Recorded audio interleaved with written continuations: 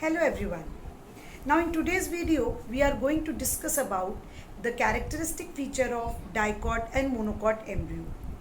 But before starting with the discussion, let me give you a little revision about the development of embryo which we have discussed in previous video. You can go in the previous video to see it diagrammatically complete, but let me revise in very short time. Now you know that in case of angiosperm, double fertilization occurs where two male gametes are fuses to form two different end products. One male gamete fuses with the secondary nucleus to form triploid cell, that is endosperm, which is going to be the nutritive tissue providing the nourishment to the growing embryo. And we have discussed that endosperm develops prior to the embryo development so that embryo can get sufficient amount of nourishment during its growing period. This fusion, this fertilization is called the step triple fusion. Whereas the remaining another second male gamete, it fuses with the female gamete, and this is going to be the process called syngamy, whose end product is a diploid cell called as zygote.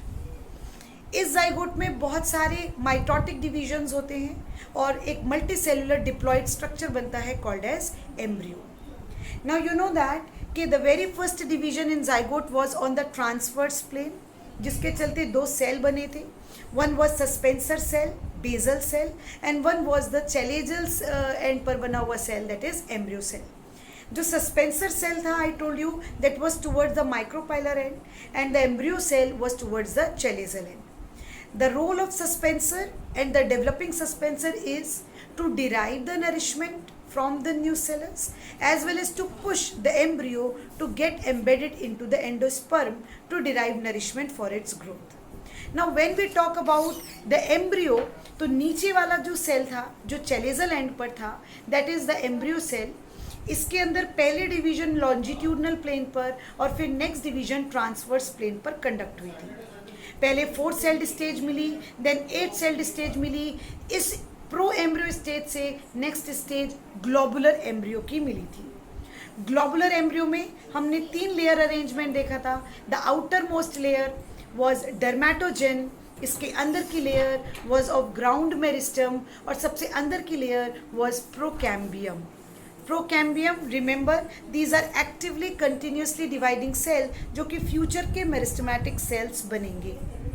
इस तरीके से हमने ये देखा था कि root cap, root meristem कैसे बनी, और ऑपोजिट साइड पर शूट मेरिस्टम के लिए प्लूम्यूल डेवलपमेंट हुआ, और बीच में ये जो कंप्लीट एक्सिस बनी थी that was the embryonal axis. Dicot embryo में और मोनोकॉट एम्ब्रियो में कुछ बेसिक डिफरेंसेस हैं. वैसे तो इनिशियल स्टेज का जो भी डेवलपमेंट होगा वो एग्जैक्टली सिमिलर होगा दोनों के केस में, लेकिन कुछ सिग्निफिकेंट वहाँ पर चेंजेस रहेंगे. So initial stage till proembryo जहाँ पर 8 सेल स्टेज मिलती है, that is going to be same in dicot as well as monocot. But अगर हम आगे के डेवलपमेंट देखेंगे तो आगे के डेवलपमेंट में ग्लोबुलर शेप के बाद ना तो हार्ट शेप और ना ही तो you can say torpedo shape आपको मोनोकॉट एम्ब्रियो में देखने के लिए मिलेगी. Only globular shape embryo here and in dicot as well as monocot can be seen. No heart shape, no torpedo shape can be seen in the case of monocot embryo. एक तो ये characteristic difference है. दूसरा difference I told you, suspensor formation, suspensor cell in the case of dicot is 6 to 7 cell का arrangement, where as in monocot it is only 3 to 4 cell का arrangement. That we have seen in previous video.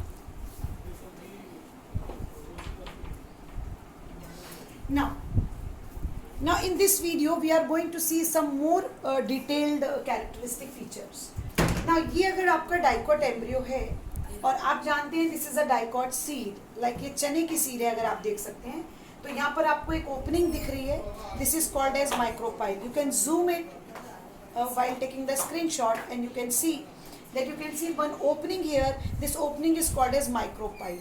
ये वही opening है, existing opening है जो at the time of fertilization जहाँ से आपका पोलन ट्यूब एंटर करता है, राइट.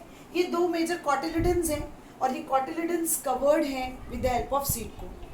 इसको थोड़ा अगर डिटेल में देखें तो this is your dicot embryo. ये एक ओपन सीड है बेटा, अर्ली स्टेज की ओपन सीड है. तो if you look to this open seed, these two bulbous like structures are called as the two cotyledons. Dicot seed है, di means two, cot means cotyledons. So if the seed is having two cotyledons, then this is a characteristic feature of dicot plants, right? जहाँ पर इनका जो food रहेगा, जो endosperm रहेगा, वो food stored हो जाएगा इन दो कॉटिलिडनस स्ट्रक्चर में, ताकि कंटिन्यूसली एम्ब्रियो अपने डेवलपिंग स्टेज में इन कॉटिलिडन से अपना नरिशमेंट डिराइव करते रहे. दो कॉटिलिडन के बिल्कुल सेंटर में अगर आप देखेंगे तो this is what called as the embryonal axis. ये कंप्लीट आपकी एम्ब्रियोनल एक्सिस है. एम्ब्रियोनल एक्सिस के लिए मैंने एक टर्म यूज किया था, आपको याद होगा, this is embryonal axis and embryonal axis is called as tigellum. This is called as tigellum. Embryonal axis के ऊपर वाले पोर्शन को देखेंगे, the part of embryonal axis just above the cotyledon, the part of embryonal axis just above the cotyledon is called as epicotyle. The part of embryonal axis just above the cotyledon ending into plumule is called as epicotyle. So this part is called as epicotyle. Please remember these terms. These terms are very important. What is epicotyle? The part of tigellum, the part of embryonal axis just above the cotyledon and forming the plumule, this part is called as epicotyle.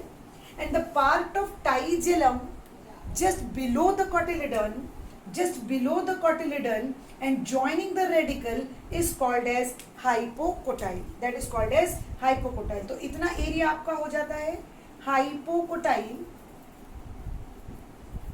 और इतना part आपका हो जाता है epicotyl. ये complete axis हो जाती है एम्ब्रियो की.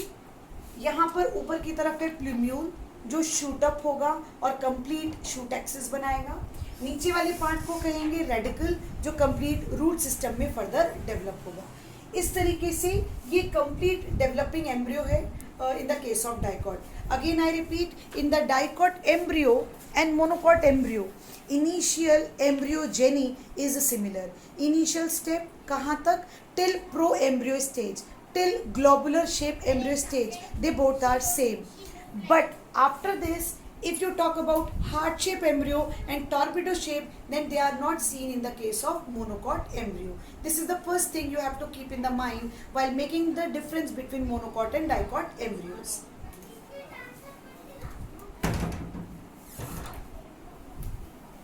Right? Then if you see the structure of the dicot embryo and you take a juvenile seed, एकदम young seed आप लेते हैं, like चने की अगर आप seed लेते हैं, तो आप इसको ओपन करेंगे और जब आप इसको ओपन करेंगे तो आपको बीचों बीच एक एक्सिस दिखेगी and this is what called as your embryonal axis. दो कॉटिलिडन्स रहेंगे जो कि एंडोस्पर्म को कंज्यूम कर कर तैयार होते हैं. सारा फूड इसके अंदर स्टोर हो जाता है and food when get stored into this, then continuously this food is going to derive, I mean to give nourishment to the growing embryo. ये एम्ब्रियो एक्सिस है. एम्ब्रियो एक्सिस का वो वाला पार्ट जो कॉटिलिडन के अबव आता है और प्लूम्यूल के साथ ज्वाइन करता है, इसको एपिकोटाइल कहते हैं. और एम्ब्रियोनल एक्सिस का वो वाला पार्ट जो कॉटिलिडन के नीचे आता है और रेडिकल को ज्वाइन करता है, उसको हम हाइपोकोटाइल कहते हैं. I think this is much is clear regarding the dicot embryo. You can draw this और take the screenshot. Now, next we will see the developing or the characteristic feature of monocot embryo. Monocot embryo whose initial stages are exactly same like in dicot embryo. But if you see to the structure of this monocot seed, so you will find the embryo is lying somewhere here, right? Unlike in the dicot, there are two cotyledons. Here you can find only one single cotyledon. This is one monocot seed. Right? And if you see to this monocot seed, then it is divided into two major parts. The upper major part is endosperm. Actually इसको थोड़ा सा और नीचे लेना चाहिए. The major part is endosperm. It should be taken like this.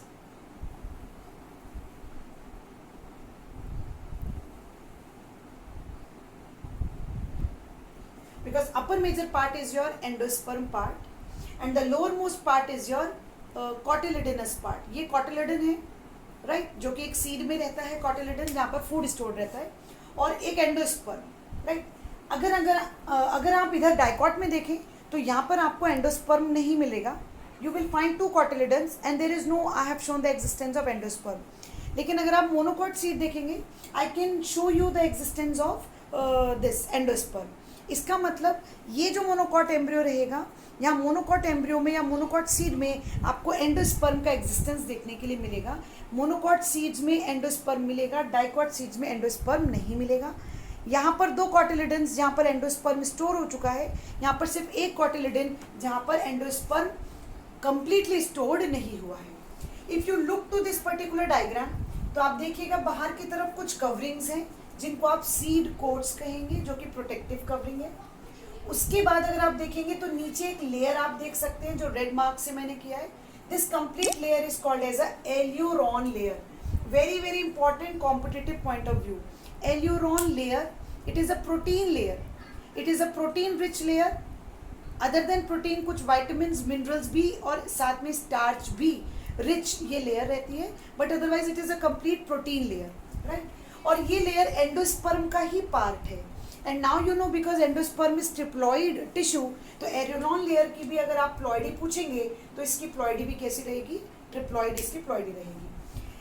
Aleurone layer के अंदर, ये प्रोटीन लेयर के अंदर जो भी कुछ भरा हुआ है, that is filled is your nutritive tissue, that is endosperm. So endosperm is not going to get completely exhausted during the time of development.